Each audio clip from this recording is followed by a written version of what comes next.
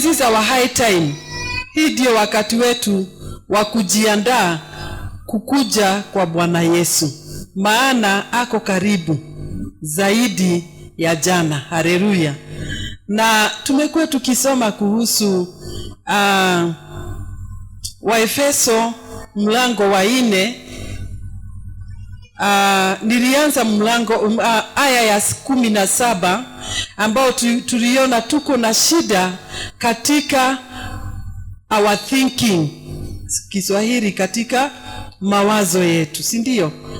Na tukaona katika hali ya kuwa na shida, katika hali ya kuwaza, mambo mengi yamefuatilia ambayo hayafai. Tukaona ya kwamba tunavaa mavazi ambayo ni kuukuu ama mavazi ya zamani. Nikatoa mfano mmoja wa vile nilienda Nakuru nikakuta nguo moja nzuri na nikakuja nayo, hiyo ni nguo ya zamani, na nikairejesha. Bwana asifiwe.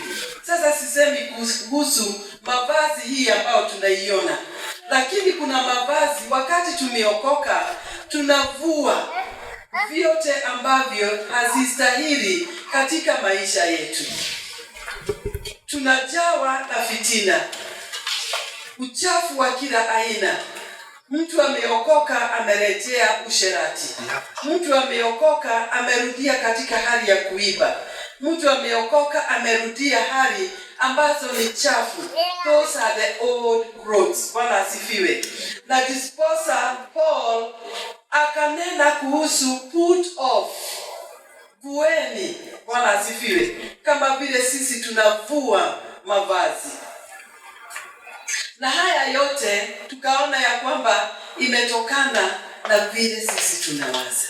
Biblia inasema katika mstari wa 17, so I will chapter 4 verse 17 inasema ya kwamba, so I tell you this and insist on it in the Lord, that you must no longer live as the Gentiles do in the futility of their thinking. Bwana asifiwe.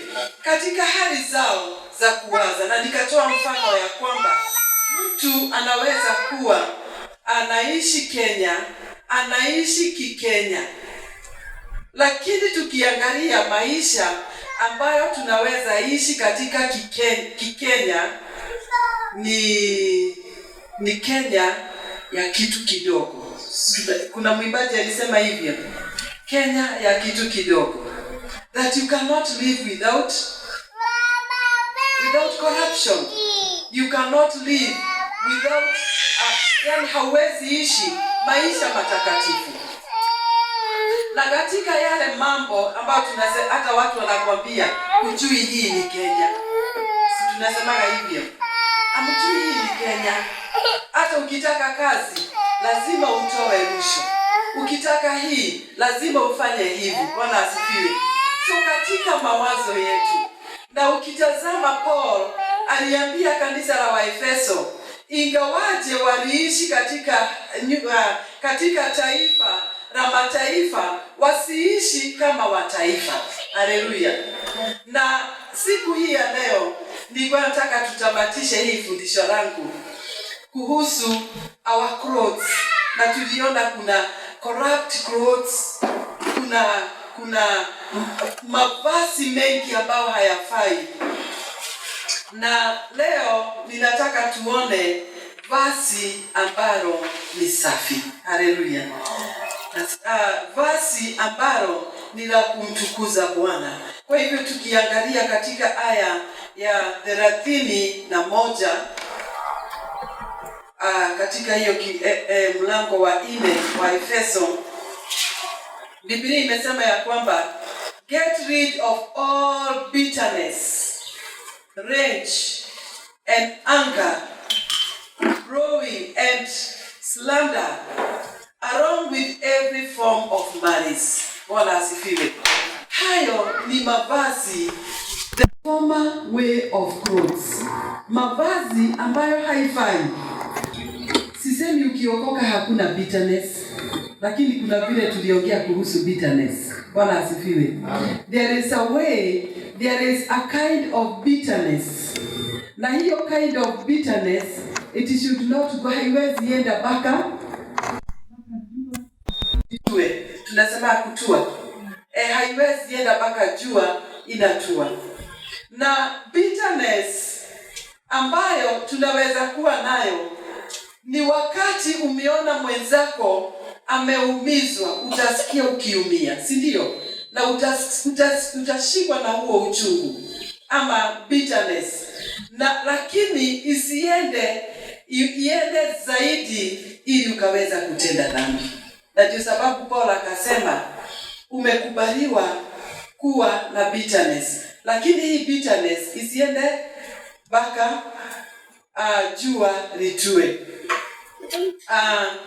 Kwa hivyo tunaona ya kwamba haya ni mavazi ambayo tunayavaa hata tukiwa Wakristo, na tunaambiwa ya kwamba tuyatoe katika bitterness na rage ama wrath, hasira ama malice ama ubaya wowote, ama hiyo inaitwa klama ambayo ni makerere na uzushi.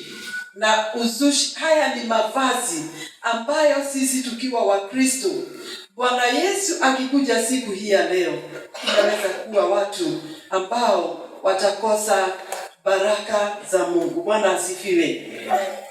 Na 32 inasema ya kwamba 32 inasema ya kwamba be kind and compassionate to one another, forgiving each other just as Christ God forgave you. Hallelujah. This is the best clothes you can wear as a Christian. Hallelujah. Sababu gani? Mungu wetu ni Mungu wa rehema. Bwana asifiwe.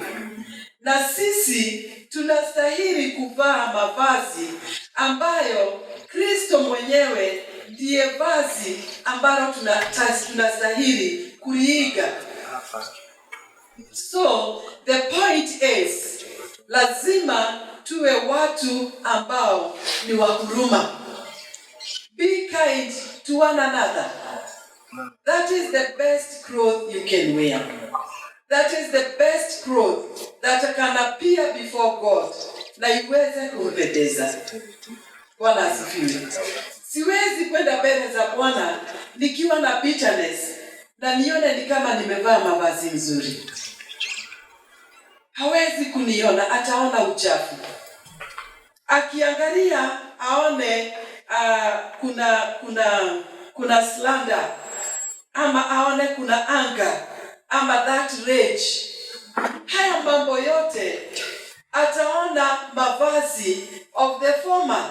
Ataona vazi ambalo halitaweza kumpendeza. Bwana asifiwe. Na kwa hivyo ndio sababu tunaambiwa be kind and compassionate to one another, forgiving each other just as Christ God forgave you. Nilikuwa nikiangalia kuhusu vile sisi tunasameheana. Nimetumia Kiswahili kizuri cha bara, nafikiri hicho kinaitwa cha Central. Na ukiangalia uone vile sisi tunasameheana, tunasemanga nimekusamehea lakini sitasahau. Na hata kama sitasema sitasahau, utasikia mtu wakati wote anakumbuka alinifanya hivi na hivi. Sitaki kukumbuka lakini nilimsamehea. Hiyo bado haujasamehea. Bwana asifiwe. Mara nyingi ni wakati tunasamehea but we don't completely forgive. We forgive but we still retain. Na wakati tuna retain, basi yale mambo hayawezi pendeza Mungu, bado hatujasamehea. Bwana Yesu akikutazama anatazama mtu ambaye hajasamehea. Bwana asifiwe. Na ndiposa tunaambiwa tuondoe haya yote kwa sababu ni ghadhabiko mbele za Bwana. Kwa hivyo siwezi sema nimekusamehea na nikikaa bado ninakwambia unakumbuka kuna siku ulinifanya. Hiyo bado haujasamehea. Bwana Yesu wakati amesamehea, kusamehea na anaifutilia mbali. Na hivyo ndivyo Bwana Yesu anataka tuwe watu ambao wanajua kusameheana. Bwana asifiwe. Anataka tuwe wasafi. Anataka tuondoe hayo yote ya kitambo na tusiyarudie tena, maana tukiyarudia tunakuwa watu ambao wanapotoshwa na mavazi ambayo ni ya kitambo. Bwana asifiwe. Kwa hivyo kuna yale ambayo tunastahili kuyaondoa ili tuweze kuwa watu ambao ni wasafi mbele za Bwana. Ukisoma katika kitabu cha Luka mstari wa 6 na aya yake ya 35,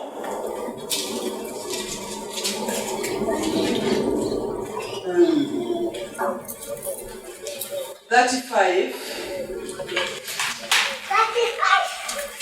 Biblia inasema ya kwamba but love your enemies, do good to them, and lend to them without expecting to get anything back.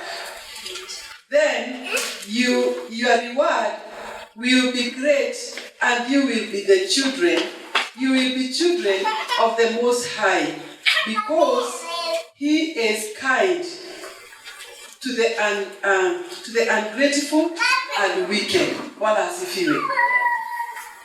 Ukitazama hii ni Yesu alinena, na wakati alikuwa ananena ni kwa sababu aliona mioyo yetu ni watu ambao tunasema tumesameheana, lakini bado the grudge inatuuma ndani yetu, inakaa ndani yetu, imepata nafasi ya kujijenga katika maisha yetu. Na akasema ya kwamba penda adui wako. Bwana asifiwe. And this is the greatest command. And when we achieve this command, basi tutakuwa watu ambao wanaiga Kristo katika maisha ambayo yanafaa. Akasema love your enemy and do good to them. This is the part of be kind. Kuwa mtu wa kuhurumiana. Akasema do good to them and lend to them without expecting to get anything back. Unapeana lakini hautarajii kwa sababu nimepeana bado nitapata kutoka hapo. So anytime you give, ninapenda sana kupea mtu ambaye ninatarajia hata nipea. Haleluya. Jana nilikuwa kwa ushirika mwingine na walikuwa nasema ni vizuri unapopeana usipeane kama unatarajia kupata, lakini peana kama unajua umetenda hayo ili Bwana aweze kutukuka. Na wakati umepeana mahali hautangojea kupewa, basi umetenda kitendo ambacho ni cha kumtukuza Mungu. Bwana asifiwe.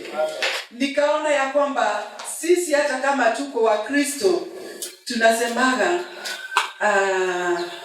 wacha tumpee.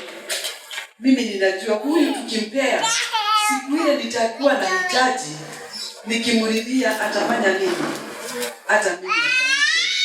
That is not giving in the right way. Give without asking from that person. Kwa sababu wakati unapeana unangojea Mungu akupatie kwa njia zingine. Bwana asifiwe. Amen. So when you lend, don't expect from them to give you back. Usingoje. Na especially sisi wa Kristo, hata utaona tunaenda tu group. Unaona mimi siwezi kaa kwa ile group. Kuna kitu naweza pata mahali pale. Unaangalia ile group unaweza kusuit ya kwamba nikiwaambia niko na shida ya 10,000, hiyo hata mmoja wao ataweza kunipatia. Lakini kwa hii group ambao siwezi pata hata shilingi 5, unajitenga nayo. But we as Christians, hebu tuwe mfano wa Kristo. Wakati alijitoa, Biblia inasema ya kwamba he gave to the ungrateful and the wicked. Wala asifiwe. Alijipeana tu. Si kwa sababu kuna kitu atapata kutoka kwetu. Wakati alinikuta, hakunikuta katika hali ambayo angesema wacha nihurumie huyu, kwa sababu siku moja hata mimi atanipea, hata mimi atanifiria. Bwana asifiwe. That this is what we are supposed to be kind to. Bwana asifiwe. Ukitazama hapo nyuma anasema, then your reward will be great and you will be children of the Most High. Hakuna kitu kizuri kama kuitwa mtoto wa mfalme wa wafalme. That is the greatest reward that we can have when we serve God with our whole hearts. Bwana asifiwe. Maana anasema ya kwamba because he is kind to the ungrateful and the wicked. Na ukitazama 36 inasema, be merciful just as your father is merciful. Bwana asifiwe. So ukiangalia hii, you become selfless. Hautazamii ni nini utapata kutoka kwa wengine, lakini kile ambacho ulicho nacho unaweza kunyosha mkono wa yule mwingine, hata kama unaona hamuendi katika in one class, you are not on one level, you are not in one katika kile kikundi, haufanani na wao, lakini unajipeana kwao, ni kwa sababu uko tayari kufanya mapenzi ya Bwana. Bwana asifiwe. So you can die for somebody who even you don't wait from him or from her. Bwana asifiwe. Unaweza kujitolea kwa mambo makuu, hata kwa mahali hata hautarajii chochote kinaweza kutoka mahali pale. Bwana asifiwe. So anasema yeye ni compassion kwa wale ambao ni walimwengu. Hata wakati huu tusitazame walimwengu kama ni watu ambao hawawezi kuitanishwa na Mungu. In fact, our greatest mission in the world ni kufikia wao ambao hawamjui Kristo. Bwana asifiwe. Na kuwapea what you have now, the treasures you have for the kingdom. Mkiwapelekea na waweze kuipokea, basi umepeana chombo kinachostahili na kilicho cha dhamana kwa yule ambaye anafaa. Bwana asifiwe. So we have tuko na kazi, maana hata ndugu zetu, dada zetu hawajamjua Yesu. And that is the commission. That is the greatest treasure we can have and we can give to those who don't have. Bwana asifiwe. Nashukuru Mungu, jana nilikuwa na fellowship na kuna mama walikuja kutembelea mama yangu na dada yangu akaokoka. Bwana asifiwe. Na kama kuna hata niliwaambia sifurahi kuja kwenu, nimefurahi kwa sababu mmekuja, lakini kama kuna kitu nitaweka in a record is one soul has come back to the kingdom of God. Bwana asifiwe. So we have a mission. Tuko na utajiri. Imagine wewe una utajiri na mimi nina utajiri, na tunastahili to spread huko nje, watu waingie katika ufalme. And the time we are living is very limited. Bwana asifiwe. Ukiangalia katika huo mstari, the same mstari, verse 32, tumerudi Ephesians chapter 4 verse 32 imesema kuhusu kind, na ndio hiyo nimesoma katika Luka 6 mstari wa 35, na ukiangalia jambo lingine imesema we forgiving each other just as Christ God forgave you. Bwana asifiwe. Forgiveness si kusema hauna bitterness, hauna anger, hauna wrath. Hizo zote zinakuwa part and parcel. Na nikasema ya kwamba sijui kama ni Sunday ile ingine sio hii ambayo ilipita. Sijui kama mshaona mtoto hata kama hajajua chochote unaona kana kasirika. Wale ambao wamepata watoto najua wamekutana na vitu kama hizo. Na unaona kana kasirika hata kanajua kurusha kitu. Hata kanajua kufanya vituko. Bwana asifiwe. Si kwa sababu ameona mama yake anakuwa na mahasira ama baba yake anakuwa na mahasira, but bitterness is in us. Inakuwa ndani yetu. Lakini the way we use bitterness is not the right way to use bitterness. Bwana asifiwe. Na ndio nilisema ya kwamba lazima ujue unashikwa na bitterness kwa sababu gani. Haleluya. Amen. Ili usiwe bitter ama anger kwa sababu ya jambo ambalo halistahili. Bwana asifiwe. Si kuna watu wanakasirika kwa sababu hakusaidiwa, na mwenye alikuwa anataka amsaidie hakuwa na uwezo, lakini amekasirika na amekuwa so bitter kwa sababu anaona na anajua na uhakika ya kwamba huyu mtu alikuwa na uwezo wa kumsaidia, lakini amekataa. Hata ukimuuliza anasema alikataa. Ni kukataa. Ana uwezo lakini alikataa. Bwana asifiwe. So bitterness, anger is part and parcel of us. Lakini lazima tujue tunaichukua kwa njia gani katika maisha yetu. Na wakati nimesema if you forgive, it doesn't mean that wewe si mtu wa kukasirika, wewe si mtu wa kushikwa na machungu. Tunakuaga nazo, tunaudhiwa hata na wenzetu ambao tumeitanishwa na wao katika ufalme. Hata kama tunaudhika na wale ambao ni wa ulimwengu, zaidi tunaudhika na watu ambao wako katika kanisa. Bwana asifiwe. Kuna mmoja nilikasirisha na nikaambiwa na Pastor Mary, but I was not offended. Kwa sababu gani? Amekasirika kwa sababu ya ukweli ambao uko. Bwana asifiwe. So lazima tujue tunakasirika kwa sababu gani. Ukikemewa si lazima ukasirike. Hata wewe jiangalie, kwa nini nimeambiwa A, B, C, D? Kwa nini nimeambiwa hivi na hivi? Ninastahili kukasirika ama kurekebika? Hallelujah. Because they are part of us. Na Mungu wakati ameona mtu anajua kusamehea, it brings restoration. Bwana asifiwe. Amen. Na kusamehea inaleta reconciliation. It brings unity. Inaleta umoja na inaleta uwiano. Bwana asifiwe.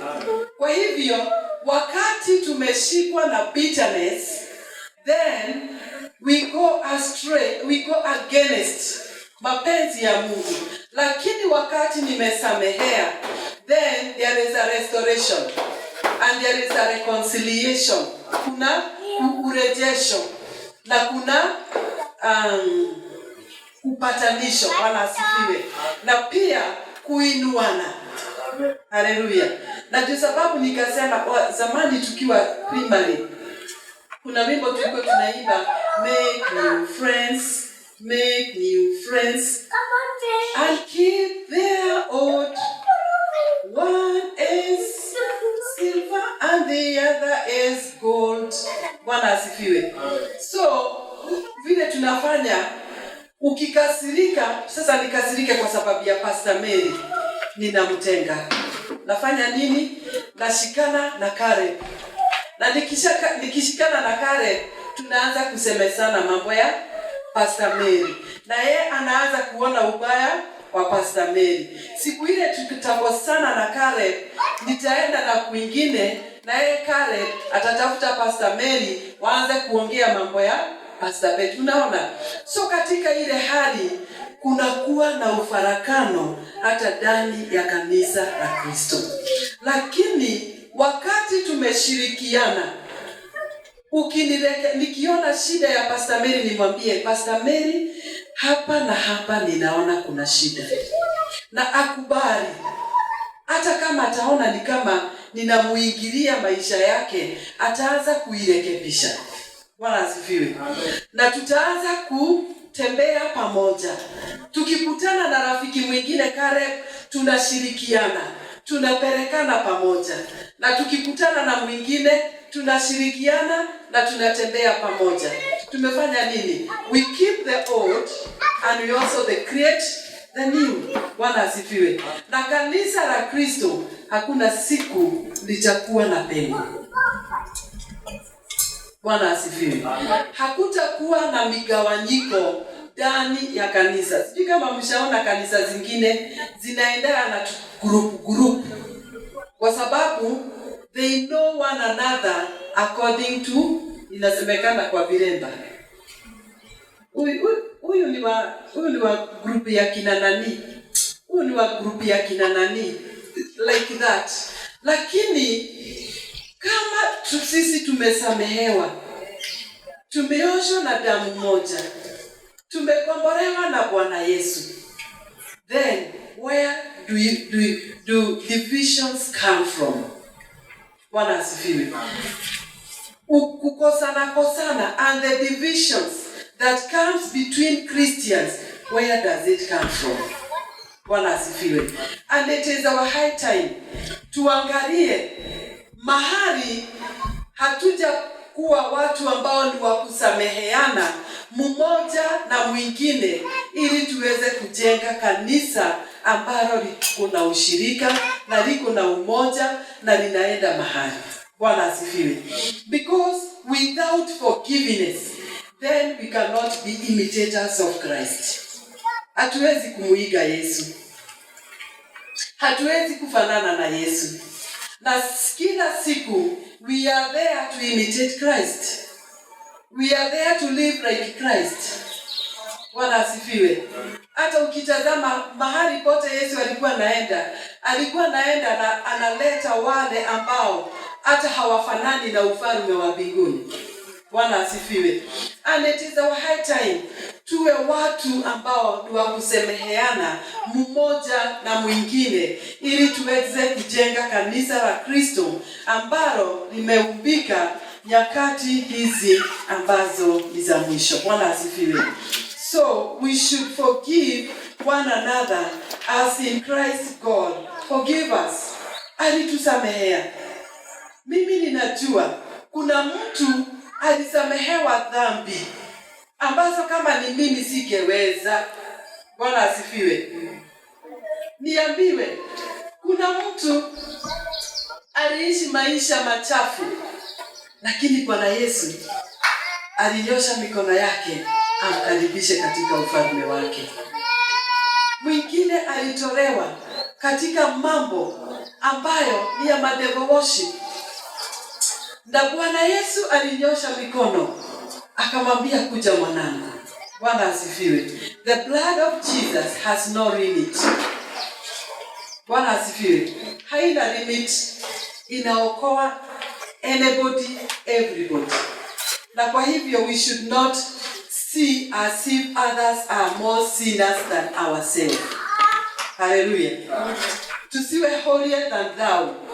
Maana tukiwa holier than thou, hatutaona wale wengine kama hawakuumbwa kama vile sisi tumeumbika. Bwana asifiwe. They are there na wanangojea mimi na wanakungojea uwalete katika ufalme. Bwana asifiwe. Ukiangalia mlango wa 5 katika kitabu cha Waefeso. Biblia inasema ya kwamba follow God example. Yes. I think other Bible says imitate Christ. Kama sijakosea. Follow ninasoma NIV version. Najua tuko na New King James. Na tuko na Good News. Sijui mwingine ako na version nyingine. Kwa hivyo zinaweza soma utafauti but it means the same. Biblia inasema ya kwamba follow God's example.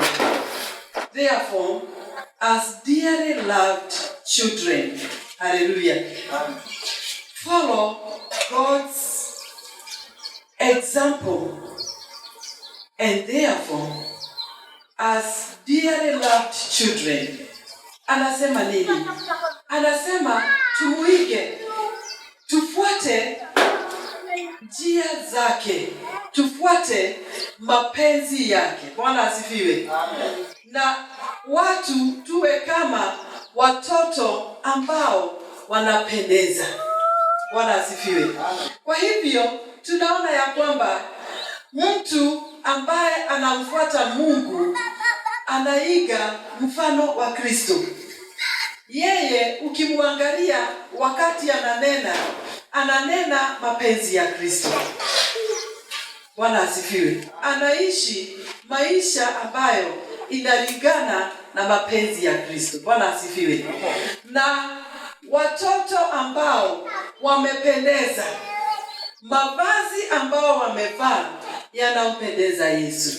Bwana asifiwe. Kwa hivyo chuki si sehemu yao. Wivu si sehemu yao.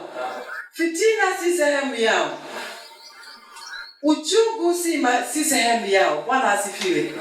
Those are the battles we have been battling wakati wote. Tumekuwa tukipigana na mawazo yetu. Because our mind is a big workshop. Na hii workshop wakati inafanya kazi, lazima uipatie limit. Usipoipatia limit, ikupeleka hivi unaenda hivyo, ikupeleka hivi inaenda hivyo, basi utakuwa mpotovu. Kwa sababu gani? Ikikwambia ni wakati wa kutusiana na ukubaliane naye, utatusiana. Ikikwambia ni wakati wa kuiba, nasema kupora. Bwana asifiwe. Ikikwambia ni hivyo na uifuatilie, utafanya nini? Utaenda kuiba. Si hivi, hiyo ingine, hiyo ya kupora. Bwana asifiwe. Kikuyu inakuwa na shida, lakini ni mzuri kwa sababu that is my mother tongue. So tunaona ya kwamba if we battle with our minds hapa tupigane nayo na tuiambie you must subject under Christ's authority. Bwana asifiwe. Be under the authority of Christ. Nini itafanyika? Itakufuatilisha mapenzi ya Baba. Itakuendesha mapenzi ya mtoto wa mfalme. Bwana asifiwe. Utajiepusha na maovu. Utajiepusha na yote ambayo shetani anaweka katika mawazo yetu. Mtu fulani hakupendi. Inatoka wapi? Hakupendi. Hata sasa wanaongea kukuhusu. Ikifika hapo, ambia shetani, hii mind it has been changed by Christ Jesus. What is in my mind is Christ and Christ alone. Bwana asifiwe. Ikikwambia hii ni wakati mwingi tunasema umechoka, wewe pumzika, leo ni Sunday lakini usiende church. Iambie wewe, kumbuka kuna ufalme ambao unanitawala. na huo ufalme lazima ni utii. Hallelujah. Amen. So many times as when we are in that battle, na wakati tumeipigana, tutakuwa watu ambao they are dearly loved children of God. Bwana asifiwe. Na jambo lingine, tutaiga Kristo, tutakuwa mfano bora wa Bwana Yesu Kristo. Amen. Na maisha yetu, tunaishi maisha ambayo our conscience, they tell us when you are right and when you are wrong. Kwa hivyo, wakati unasikia hii inakushurutisha kufanya jambo ambalo si zuri, utakuwa unaambia mawazo yako, go back to where you belong. Na kwa sababu you belong to the kingdom of God, you have to go back. Na ili uweze kutii mapenzi ya Mungu maishani mwako. Bwana asifiwe. So ask yourself, how you can look like the Lord in this moment of difficulty, because we are his children. Wakati tuko watoto wake, kuna magumu ambayo yako katika maishani mwetu. Na haya magumu tutaishi aje? Maana tunataka kumpendeza huyu Bwana Yesu. Tunataka kuishi maisha ambayo akitutazama akiwa juu mbinguni, anasema hawa ni watoto wangu. Hawa ni wa ufalme wangu. Hawa wameitanishwa nami. I'm proud because of my dear children. Bwana asifiwe. It's our high time to think positive in our minds. Bwana asifiwe. Tuliona katika mlango wa aya ya 17 inasema it is you do in the futility of their thinking. Kuna upotovu ulio katika mawazo. Kwa hivyo our battles, we are fighting with our minds so that we can live, tuishi maisha ambayo itampendeza Kristo. Bwana asifiwe. So let us fight our minds. Anza kuiweka laini ilingane na mapenzi ya Kristo ili iweze kukuelekeza mahali panapostahili. Nataka kumalizia. Is a continuation of verse 1, verse 2 ambayo inasema ya kwamba niko wa Efeso 5. Nimesoma aya ya kwanza, niko aya ya pili inasema ya kwamba and walk in the way of love, just as Christ loved us and gave himself up for us as a fragrant offering and sacrifice to God. Bwana asifiwe. Bwana Yesu anasema ya kwamba tutembee katika upendo. Huyu ni Paul, ananenea kanisa la Waefeso. Akawaambia, na sasa muanze kutembea katika upendo. Bwana asifiwe. Kama kuna kitu tutaweza kushinda shetani naye, ni upendo. Because this is the greatest commands. Ukisoma 1 Corinthians 13, hapo mwisho kabisa, I think it's verse 13, inasema the greatest command is this. Anasema love, hope, and faith. Bwana asifiwe. Those are the three greatest commands. Hapo mwisho anasema and the greatest of all is love. Bwana asifiwe. Na tumesoma Luka 6 mstari wa 35 ya kwamba penda adui. Si tuna maadui? Unaona adui wako aje? Kwanzia siku ya leo, penda adui. Hata mtembelee na kasukari. Mwambie nimekuja kukutembelea, lakini kuna wengine hawatembeleani. So there are those ambao hawezi. Lakini endelea kumpenda.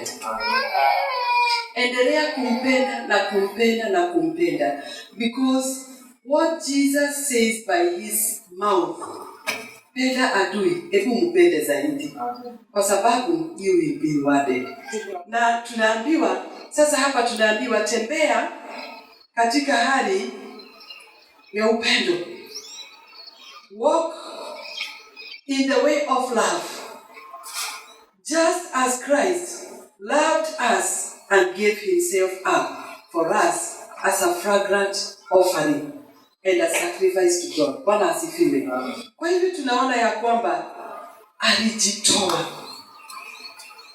Alikuwa anakaa na baba yake kwenye kiti cha enzi. Na wakati alikuwa anaketi na baba yake kwenye kiti cha enzi, tunaambiwa anaketi mkono wa kuume wa Mungu Baba.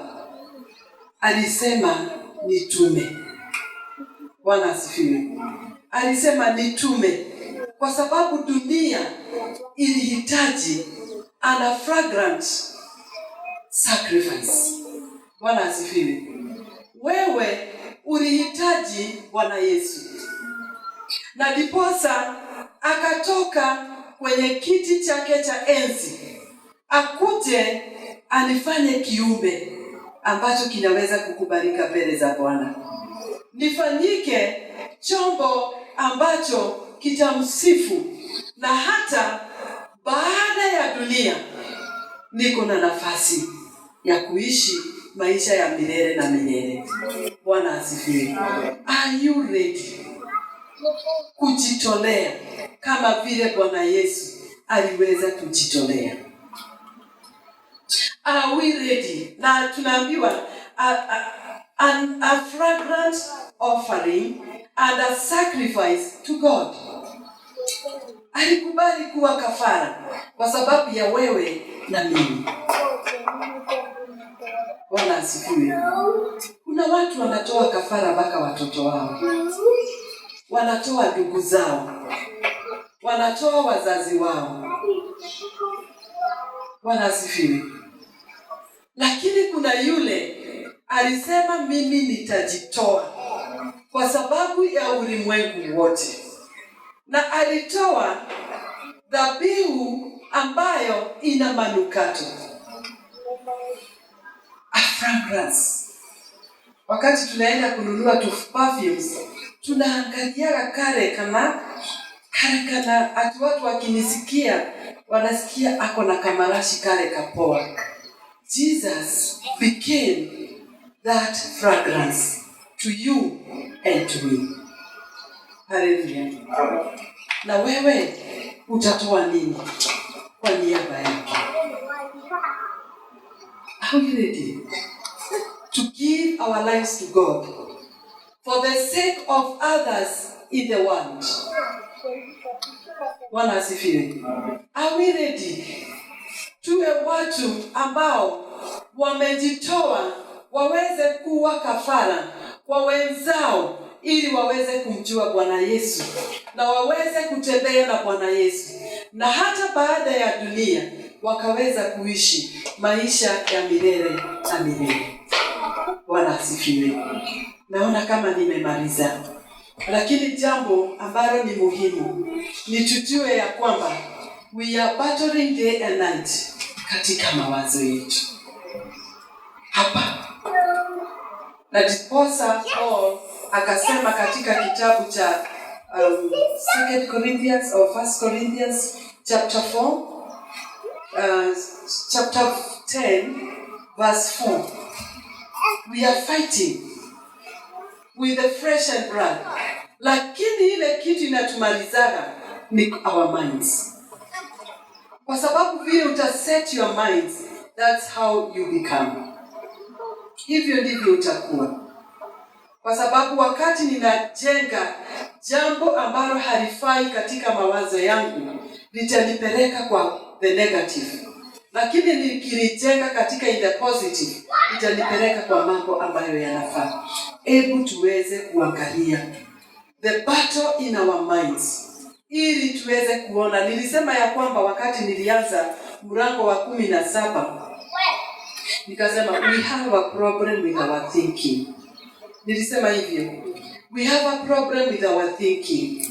Our thinking imetutoa katika mlango aya ya 17 ikatupeleka mpaka aya ya 31. Lakini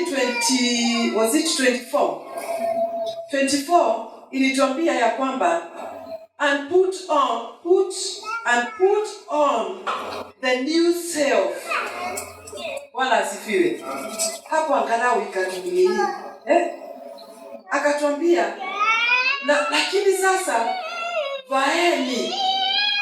Akatuambia tuvae the new self. Ukiangalia yale imeneno hapo mbeleni, ni vitu nastahili kuyatoa. Toa. Hapa anasema created to be like God in true righteousness and holiness. Hallelujah. Na kwa sababu our theme ni tough. Our theme is not easy. To live a holy life, to keep peace with all men. And that's why lazima uangalie, ujiulize, na tuliweka uadui mimi na fulani kwa sababu gani? Anza kulichagua polepole, enda huko. Tengeneza uhusiano. Maana we should keep peace with all men, without which no man shall see God. Imagine hauwezi ona Mungu kama hauna uhusiano ya mmoja na yule mwingine. Na Mike, hatukukutana na Pastor Mary just by coincidence. No, there was a purpose between me and Pastor Mary. Hata nyinyi wote, Mungu hakuwaleta kwangu hivi tu. Niko na jukumu kwenu, mko na jukumu kwangu. Bwana asifiwe. Kwa hivyo, kama haujui kuweka marafiki, have limit of friends. Usikose kuona Mungu. Bwana asifiwe. And this is the secret. Kama unajua hutaki kuweka marafiki, alafu unakuwa maadui, unakuwa marafiki, unaweka maadui, then you shall see no God. Hallelujah. So, he gave the best fragrance and a sacrifice to God. And we are here to give us as a fragrance, manukato bora na dhabihu mbele za Baba wetu. Kwa hivyo, tujiangalie, tujichunguze, tujitazame na tuangalie, tujue tuko mahali gani, tunaishi maisha gani. Siku moja ninatamani kukaa na Baba yetu mbinguni. Nitaishi kwa njia gani? Because the foundation is here and it is now. Kwa hivyo Bwana wabariki na watendee mema.